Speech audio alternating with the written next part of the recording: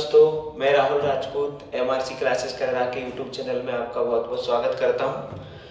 तो जैसा कि आपको पता है कि हमारी जो पुरानी जो वीडियो थी अब फिजिक्स के हम न्यूमेरिकल की क्लास रख रहे हैं, क्योंकि जो एनटीपीसी का मेंस भी आने वाला है, ग्रुप डी का जो पेपर है, तो उसमें न्यूमेरिकल की काफ़ी ज़्यादा डिमांड होती है। तो न्यूमेरिकल का मैं भाग नंबर 1 अपलोड कर चुका हूँ, जिसमें मैंने ओम के नियम के बारे में सारे न्यूमेरिकल मैंने कराए थे। तो जितने पैटर्न ओम के नियम से बनते हैं वो सारे न्यूमेरिकल अब मैं बता चुका हूँ आपको। पैटर्न सेम होता है, संख्या चेंज हो जाती है, पैटर्न जो हमने समझा था उसी पैटर्न पे आपके ओम के नियम से न्यूमेरिकल बनते हैं। तो कल का जो हमारा वीडियो था मैं थोड़ा उसको रिवाइज करवा देता हूँ। जैसा कि मैंने ओम का नियम आपको समझाया था कि ओम का नियम होता क्या है, ओम्स लॉ होता क्या है, या ओम का नियम किसे कहते हैं।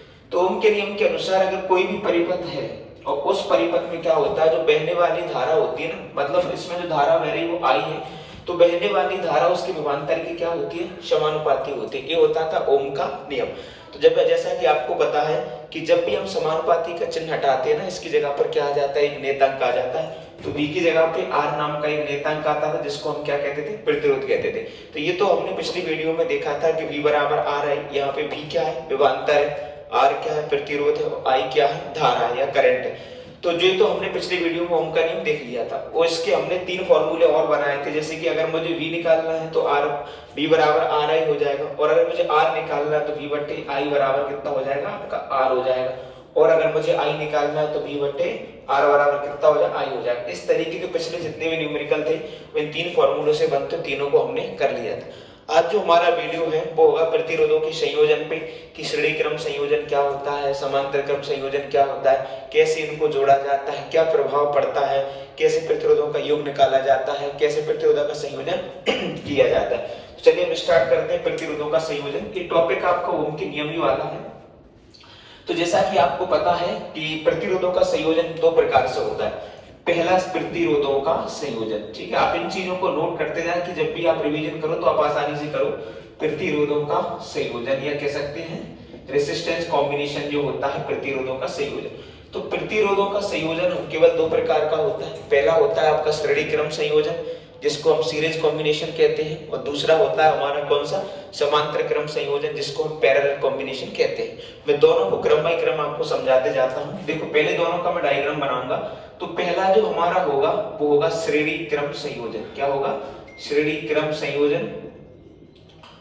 और दूसरा जो हमारा होगा, इधर मैं यहाँ पे इसको ले लेता हूँ, दूसरा जो हमारा होगा वो होगा समांतर क्रम संयोजन। समांतर क्रम संयोजन, जिसको हम क्या कहेंगे, इसको हम पैरेलल कॉम्बिनेशन कहेंगे, इसको हम क्या कहेंगे, सीरीज कॉम्बिनेशन कहेंगे। तो दोनों प्रतिरोधों को किस तरीके से जोड़ा जाता है और किस प्रकार के न्यूमेरिकल दोनों के बनते हैं, क्रम बाय क्रम चर्चा करेंगे। मान के चलो कि मैं किसी परिपथ में 3 प्रतिरोधों को किस क्रम में जोड़ता हूँ, श्रेणी क्रम में जोड़ता हूँ, ठीक है। तो इस तरीके से मैंने क्या किया, इस श्रेणी क्रम संयोजन मैंने बनाया। इस संयोजन में मैंने 3 प्रतिरोधों को किस क्रम में जोड़ दिया, श्रेणी क्रम में मैंने तीनों प्रतिरोधों को इस तरीके से ऐड कर दिया। तो ये प्रतिरोध 3 है, तो इसको मैं प्रतिरोध R1 कहूंगा, इसको मैं प्रतिरोध R2 कहूंगा, और इसको प्रतिरोध क्या कहूंगा, R3 कहूंगा। ये दोनों प्लस माइनस के साइन होते हैं। तो इस प्रकार का जो संयोजन होता है वो कहलाता है आपका श्रेणी क्रम संयोजन कहलाता है। अब श्रेणी क्रम संयोजन की विशेषता क्या होती है कि श्रेणी क्रम संयोजन जब भी किसी परिपथ में लगाया जाता है ना, तो इसमें जो धारा का प्रभाव होता है ना, वो तो क्या होता है, सभी जगह कैसा होता है, समान होता है। क्या होता है, सभी जगह समान होता है। तो कहा जाता है कि श्रेणी क्रम संयोजन में सभी प्रतिरोधों में धारा समान रूप से प्रभावित होगी, लेकिन वोल्टेज सभी जगह कैसा हो जाएगा, अलग अलग हो जाएगा। मतलब धारा तो समान होगी, धारा का प्रभाव सभी जगह समान होगा, लेकिन जो आपका विभवांतर होगा या जो आपका वोल्टेज होगा वो क्या हो जाएगा, सभी जगह क्या हो जाएगा, अलग अलग हो जाएगा। मतलब R1 के लिए वोल्टेज कुछ और होगा, R2 के लिए वोल्टेज कुछ और होगा, या इस तरीके से कि R1 इसके लिए वोल्टेज कुछ और होगा, R2 के लिए वोल्टेज उससे कम होगा, और R3 के लिए वोल्टेज उससे भी कम होगा। जैसे जैसे प्रतिरोध हम आगे जोड़ते जाएंगे, धीरे धीरे वोल्टेज क्या होता जाएगा, कम होता जाएगा, और धारा का प्रभाव क्या होगा, समान रहेगा। तो पूछा जाता है किस क्रम के संयोजन में वोल्टेज सभी जगह समान होता है और धारा का प्रभाव अलग होता है। तो श्रेणी क्रम संयोजन में धारा का प्रभाव सभी जगह समान होता है, लेकिन वोल्टेज सभी जगह कैसा होता है, अलग होता है। अब पेपर में जो क्वेश्चन बनते हैं वो कैसे बनते हैं कि श्रेणी क्रम संयोजन, इसको हम श्रृंखला क्रम भी कहते हैं। पिछली बार जो न्यूमेरिकल आया था, श्रृंखला क्रम भी इसको कहा जाता है, इसको सीरीज कॉम्बिनेशन भी कहा जाता है। तो श्रृंखला क्रम संयोजन या श्रेणी क्रम संयोजन में जुड़े प्रतिरोधों का कुल प्रतिरोध हम कैसे निकालते हैं।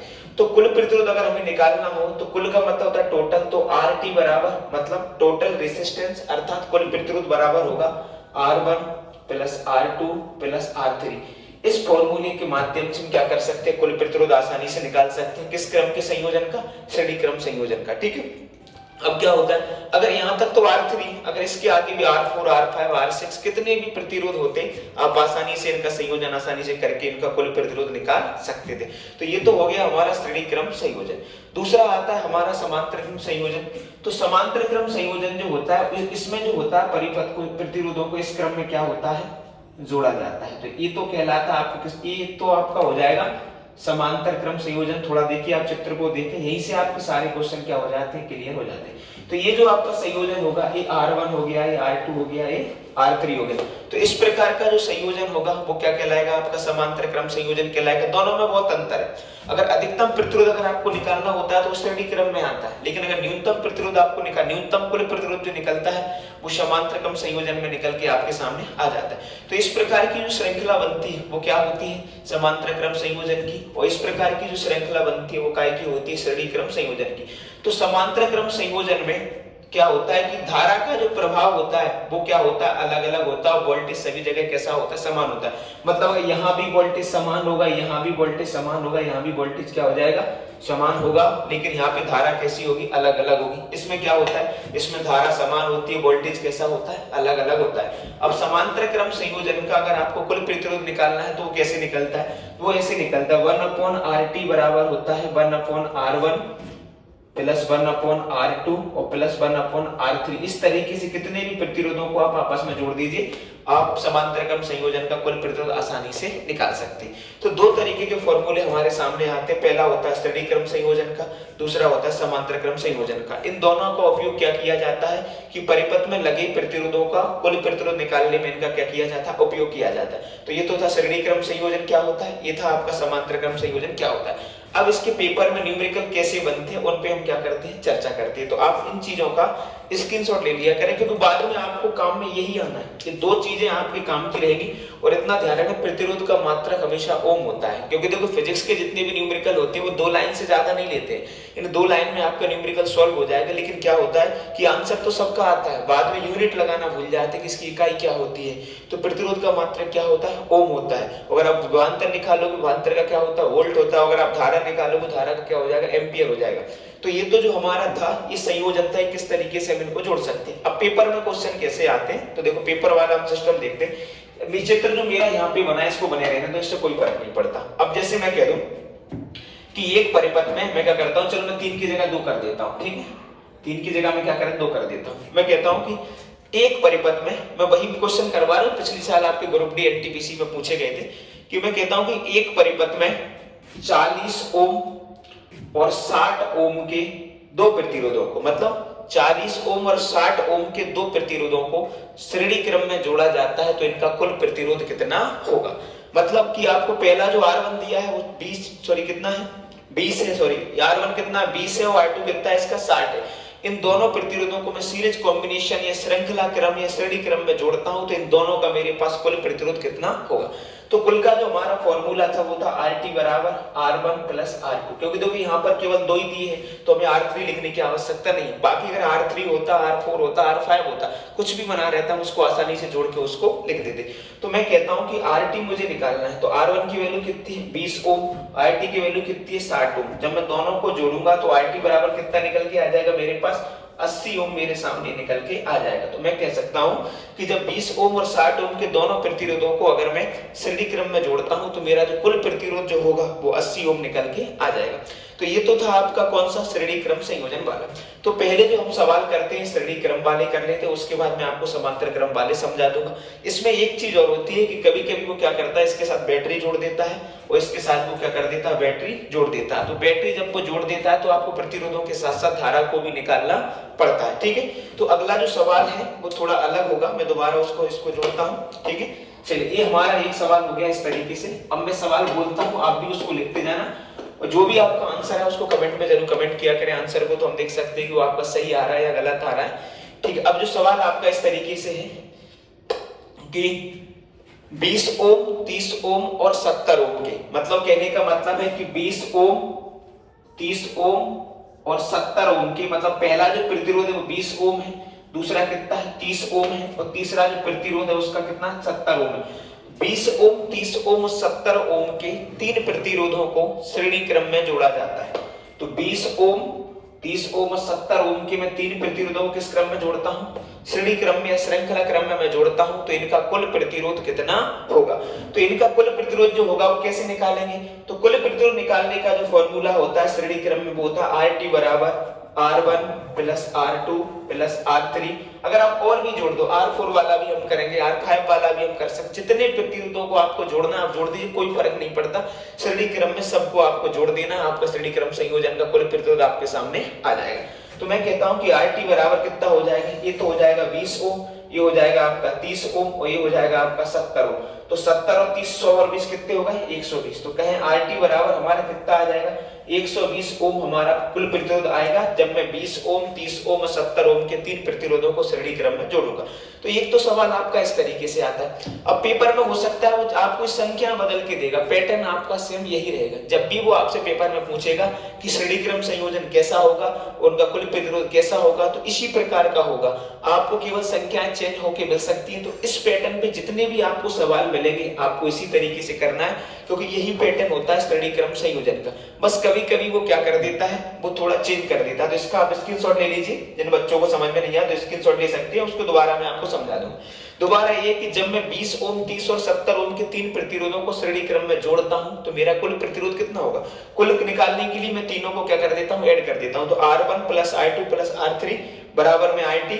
तो मुझे तीनों को जोड़ना है, 70 और 30 100 और 20 120। तो कहने का मतलब है कि इन तीनों प्रतिरोधों का कुल प्रतिरोध कितना हो जाएगा 120 ओम का जो प्रतिरोध होगा वो अपने सामने आ जाएगा। अब कभी कभी क्या हो जाता है कि वो थोड़ा पैटर्न क्या कर देता है, इसका चेंज कर देता है। अब वो पैटर्न क्या कर देगा, तो यहाँ पर हम उसको समझ लेते हैं, फिर मैं समांतर क्रम पे शिफ्ट होता हूँ। तो जो अगला जो हमारा होता है वो क्या कर देता है कि वो ये कह देता है कि वो कह देगा कि तीन प्रतिरोधों को जोड़ता है। चलो मान के चलो वो कह देगा कि एक परिपथ में तीन प्रतिरोधों को श्रेणी क्रम में जोड़ा जाता है। एक परिपथ में तीन प्रतिरोधों को श्रेणी क्रम में जोड़ा जाता है जिनका कुल प्रतिरोध, मतलब उसने RT आपको दे के रखा है, जिनका कुल प्रतिरोध 240 ओम है। मतलब RT आपको इस बार उसने पहले से ही दे दिया, जिनका कुल प्रतिरोध कितना 240 ओम है, और जिसमें R2 बराबर जो है मतलब प्रतिरोध नंबर जो 2 है वो आपका कितना है 60 ओम है, और आपका प्रतिरोध R2 बराबर कितना है आपका 60 ओम है, और R3 जो है आपका R3 बराबर आपका कितना है 20 ओम है। तो R3 बराबर आपका कितना 20 ओम है। तो R1 का मान बताइए कि R1 आपका कितना होगा। एक तो इस तरीके का सवाल बनेगा कि वो आपको कुल दे देगा और आपको 2 दे देगा या 3 दे देगा, एक आपसे वो क्या कर लेगा पूछ लेगा। तो इस प्रकार के संयोजन में आपको वो RT दे दिया है और R2 भी उसने दे दिया आपको, यहाँ पर आपको R3 उसने दे दिया, R1 आपको निकालना है। तो कोई दिक्कत नहीं है, हम R1 निकाल दें। हमारा फॉर्मूला वही रहेगा, RT बराबर R1 plus R2 plus R3। यहाँ पर RT मुझे 240 ओम उन्होंने दे दिया था, R1 की वैल्यू मुझे पता नहीं क्योंकि R1 तो मुझे फाइंड करना है। तो R2 की वैल्यू कितनी होगी 60 और इसकी वैल्यू कितनी होगी 20। अब क्या करेंगे R1 निकालना है, तो इसको मैं जैसा कि तैसा छोड़ूंगा 240 को, और ये R1 अपने जहां जैसा था वहीं पे रहेगा। 60 और 20 कितने हो जाएंगे 80 हो जाएंगे, कितने हो जाएंगे 80 हो जाएंगे। अब क्या करना है, इस 240 में से आप क्या करोगे 80 को माइनस करो, क्या करोगे 80 को आप माइनस करोगे तो आपका R1 आपके सामने निकल के आ जाएगा। तो ये जो आपका आप घटाओगे इसको तो कितना बचेगा, अगर आप 240 में से कितने घटाओगे 80 आप घटाओगे तो आपका कितना आ जाएगा 160 आपका निकल के आ जाएगा। तो कहने का मतलब है कि 160 ओम जो होगा वो आपका क्या हो जाएगा R1 हो जाएगा। तो एक तो इस तरीके का जो सवाल होगा वो बनेगा। तो ये पहला जो हमने देखा था श्रेणी क्रम वाला वो कॉमन था, दूसरा वो आपसे प्रतिरोध पूछ लेगा। एक तरीके का सवाल और आपका इससे बनता है, जिसका आप स्क्रीनशॉट ले लीजिए और नोट करते जाए इन चीजों को, आप इसी पैटर्न पे आपके सारे सवाल बनेंगे, ठीक है। तो अगला जो आपका श्रेणी क्रम संयोजन का बनता है वो ये और बनता है कि वो क्या करता है कि तीन प्रतिरोधों के साथ एक बैटरी को और जोड़ देता है। अब वो पूछता है कि प्रतिरोधों के साथ साथ इसमें कितना करंट बह रहा था, कितनी धारा इसमें प्रवाहित हो रही थी। तो चलो इसको आप स्क्रीनशॉट ले लीजिए, मैं इसको मिटा देता हूं। चलिए अब हम जो अगला सवाल है वो उसको और देखते हैं, इसका थोड़ा पैटर्न और चेंज हो जाएगा। क्रम आपका वही रहेगा, श्रेणी क्रम संयोजन ही रहेगा, उसका थोड़ा पैटर्न क्या कर चेंज कर देते हैं। अब वो आपसे कहता है कि एक परिपथ में, वो कह रहा है कि एक परिपथ में 30 ओम 20 ओम मतलब कितना 30 ओम 20 ओम और 10 ओम के 3 प्रतिरोधों को, संख्या देखो आप कुछ भी ले लो, जरूरी नहीं आप पॉइंट में भी ले सकते हो, कितनी बड़ी भी संख्या ले सकते हो, कोई फर्क नहीं पड़ेगा, मतलब जो प्रक्रिया रहेगी वो आपको वही लेके चलनी।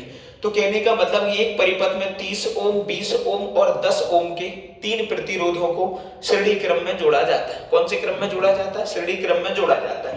और इनके साथ वो क्या कर देता है कि वो कह देगा कि मैं इनके साथ 240, इनके साथ में 240 वोल्ट की बैटरी और जोड़ देता हूं। मतलब तीनों प्रतिरोधों के साथ वो क्या कर रहा है? 240 वोल्ट की क्या जोड़ रहा है? बैटरी और जोड़ देता है। तो इस परिपथ का मतलब इस परिपथ का जिसमें आपने 3 प्रतिरोधों को जोड़ा है, इनका कुल प्रतिरोध और उस परिपथ में बहने वाली धारा या करंट कितना होगा। तो कोई बात नहीं है, हमने आपको सिखाया था, वही उसी पैटर्न को हम फॉलो करेंगे। तो सबसे पहले हमें कुछ नहीं करना, सबसे पहले हमें 3 प्रतिरोधों का कुल प्रतिरोध निकालना। क्यों? क्योंकि अभी हमारे पास R की वैल्यू कितनी है? 3 अलग अलग वैल्यू, हम तीनों को क्या करना है? पहले एक करना है, ये R1 है, R2 है, R3। तो सबसे पहले मैं क्या करूंगा? इसका कुल प्रतिरोध निकालूंगा। कुल कितना होगा? कुल जो होगा आपका 30 प्लस की, सॉरी इसको वही उसी पैटर्न पे करेंगे, R1 प्लस R2 प्लस के R3 हो जाएगा। तो RT आपका जैसा कि तैसा रहेगा। R1 की वैल्यू कितनी है? 30, R2 की वैल्यू कितनी है? 20 और R3 की वैल्यू कितनी है? 10। तो 30 और 20 50 और 10 कितने हो गए? 60। तो आपका RT निकल के कितना है? 60 ओम। अब आपके पास देखो तीनों R का इकट्ठा करके क्या निकल के आएगा? RT आपके निकल के आपके सामने आ गया। कितने ओम आया? 60 ओम। अब वो कह रहा है V और उसने आपको दे दिया है, उसने आपको V और दे के रखा है। तो अब आपको क्या करना है? वो कह रहा है कि V बराबर कितना है? 240 वोल्ट है, या विभवांतर कितना? 240 है। अब वो कह रहा है कि इसकी धारा कितनी होगी, करंट कितना होगा। तो करंट हमें निकालने का फॉर्मूला था, जैसे मैंने आपको फॉर्मूला बताया था कि V बराबर क्या होता था? R I होता था। क्या होता था? V बराबर I होता था। तो भाई साहब V तो हमें ऑलरेडी यहाँ पे दिया है और R भी हमारे पास, निकालना क्या? I निकालना है। तो V की जगह हम कितना रखेंगे? 240 रख देंगे। इस तरीके से इसको बना लेंगे ना, तो V बटे हो जाएगा R, V बटे R बराबर कितना हो जाएगा? I हो जाएगा। V की वैल्यू कितनी है? 240 है। R की वैल्यू कितनी है? 60 है, क्योंकि देखो R बराबर कितना आया था? 60। I हमको क्या करना है? निकालना है। 0 से मैं 0 काट दूंगा, 6 एकम 6, 6 चौको 24। तो कहने का मतलब है कि जो I बराबर जो आपका आएगा वो 4 एम्पियर की धारा इस परिपथ में प्रवाहित हो रही थी, जब 3 प्रतिरोधों के साथ एक 240 वोल्ट की बैटरी को और जोड़ा जाता था। तो ये 3 तरीके के जो सवाल हैं वो आपके मुख्य रूप से श्रेणी क्रम संयोजन से बनते हैं। तो तीनों पैटर्न हमने क्रम बाय क्रम आपको समझा दिए। बहुत आसान है, बस आपको क्या है, आप लोग डर जाते हो कि फिजिक्स में भी न्यूमेरिकल आते हैं। ये तीनों पैटर्न बहुत ही आसान थे। तो ये तो हमारा श्रेणी क्रम संयोजन क्या होता है, खत्म होता है। अब जो अब मैं अगला आपको समझाने वाला हूं वो आपका समांतर क्रम संयोजन होगा। पैटर्न बस यही रहेगा, कोई चेंज होने वाला उसमें नहीं है। चलो देखते हैं, अब हम समांतर क्रम संयोजन को देखते हैं। देखो समांतर क्रम संयोजन में कोई भी चीज नई नहीं है, बस चीज यही है कि आपको उसको थोड़ा पलटना पड़ता है। क्या करना पड़ता है? थोड़ा पलटना आपको पड़ता है। तो ये जो होगा हमारा अगला होगा वो समांतर क्रम संयोजन होगा। क्या होगा? समांतर क्रम संयोजन होगा। वही बैटरी इसमें लग जाएगी, कोई आपका चेंज आपको नहीं करना है। तो समांतर क्रम संयोजन में क्या होता है? चलो मैं एक नॉर्मल सवाल आपको बोल देता हूं। मैं कहता हूं कि चलो समांतर क्रम से 3 मैं कहता हूं कि 10 ओम, ऐसे ही डायरेक्टली कह दो कि 10 ओम के 3 प्रतिरोधों को, मतलब कहने का मतलब कि तीनों की वैल्यू कितनी है? 10 है। मैं कह दूंगा कि 10 ओम के यानी R1, R2 और R3, पहले हम सिंपल से शुरू करते हैं। R1, R2 और R3 के 3 प्रतिरोधों को किस क्रम में जोड़ा जाता है? समांतर क्रम में जोड़ा जाता है। 10 ओम के 3 है तो R1 की वैल्यू भी 10, R2 की वैल्यू भी 10 और R3 की वैल्यू भी कितनी हो जाएगी? 10 हो जाएगी। इन तीनों प्रतिरोधों को किस क्रम में जोड़ा जाता है? समांतर क्रम में जोड़ा जाता है। तो इन प्रतिरोधों का कुल प्रतिरोध कितना होगा? तो मैंने यहाँ पर एक फॉर्मूला लिखा था इन तीनों का कुल का कि 1/RT बराबर 1/R1 प्लस 1/R2 प्लस 1/ क्या हो जाएगा? R3 हो जाएगा। इस तरीके का जो फॉर्मूला था समांतर क्रम संयोजन का कुल प्रतिरोध निकालने का। तो यहाँ पर मैं 1/R1 को नहीं छेड़ूंगा, सॉरी 1/RT था मेरा। 1/R1 की वैल्यू कितनी? 1/10, इसका भी 1/10, इसका भी क्या हो जाएगा? 1/10। जब नीचे की संख्या जब लगभग, अब हम क्या करेंगे? इसका एलसीएम लेंगे। ये अब मैं यहाँ पे इसको कर लेता हूँ कि अब इसका एलसीएम लूंगा। तीनों जगह क्या 10 है, तो 10 क्या आ जाएगा हमारा? एलसीएम आ जाएगा। एलसीएम कितना है? 10। जब तीनों की संख्या समान होती है तो ऊपर की संख्या को चिन्ह समेत जैसा कि तैसा ऊपर उतार देता हूं। तो यहाँ पर मैं जैसा कि तैसा लूंगा 1 प्लस 1 प्लस के 1 बराबर बटे में क्या हो जाएगा? 10। तो 1/RT बराबर क्या हो जाएगा? 3/10।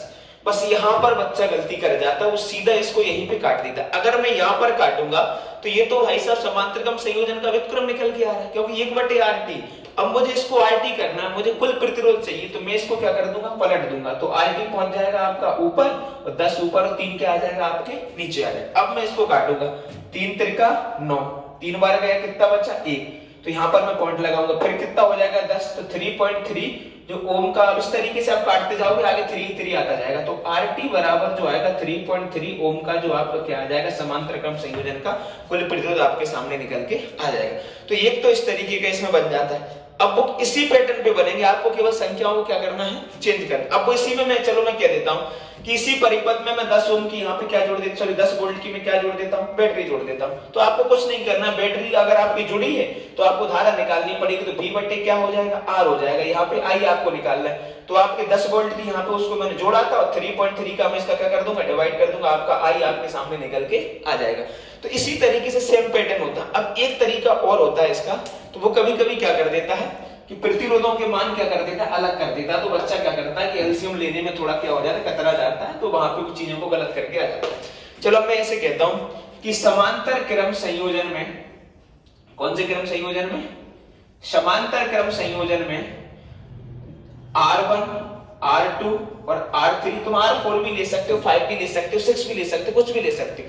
R1 R2 R3 तीन प्रतिरोधों को किस क्रम में जोड़ा जाता है, समांतर क्रम में क्या किया जाता है, जोड़ा जाता है। किस क्रम में जोड़ा जाता है, समांतर क्रम में जोड़ा जाता है, जिनके मान क्रमशः 10, 15 और कितने होते हैं, 30 होते हैं।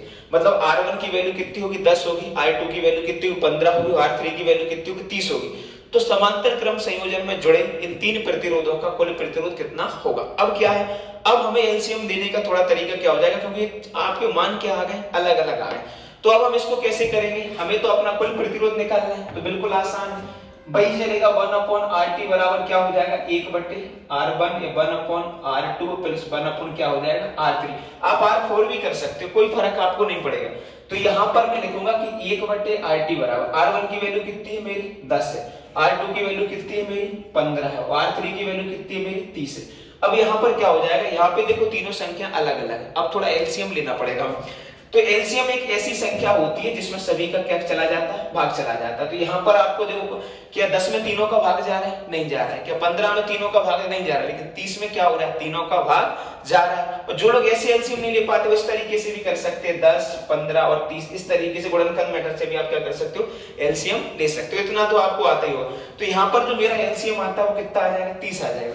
अब 30 आ जाएगा तो 10 का मैं 30 में क्या दूंगा, भाग दूंगा, 10 एकम 10, 10 या 30, कितनी बार गया, 3 बार, तो 3 को मैं कहां पे लिख दूंगा, ऊपर लिख दूंगा। अब मैं क्या करता हूं, ऐसे ही किसका करूंगा, 15 एकम 15, 15 दूनी 30, कितनी बार गया, 2 बार, और 30 एकम 30 हो जाएगा, 30 का ऊपर कितनी बार गया, 1 बार। तो अब मैं इसको जोड़ के टोटल कर दूंगा, तो 1/RT बराबर हो जाएगा 3 और 2 5 और 1 6 बटे कितना हो जाएगा, 30 हो जाएगा। अब हमें आखिरी स्टेज पे हम लोग आ चुके हैं, यहाँ पे हमको नहीं काटना, अब मैं इसको क्या कर दूंगा, पलट दूंगा। तो RT बराबर जो आपका निकल के आएगा वो 30 बटे कितना हो जाएगा, 6 हो जाएगा। तो 6 एकम 6 और 6 पंचे आपका 30 हो जाएगा। तो कहने का मतलब है कि इसका जो प्रतिरोध निकल के आएगा वो 5 ओम आपका निकल के आ जाएगा।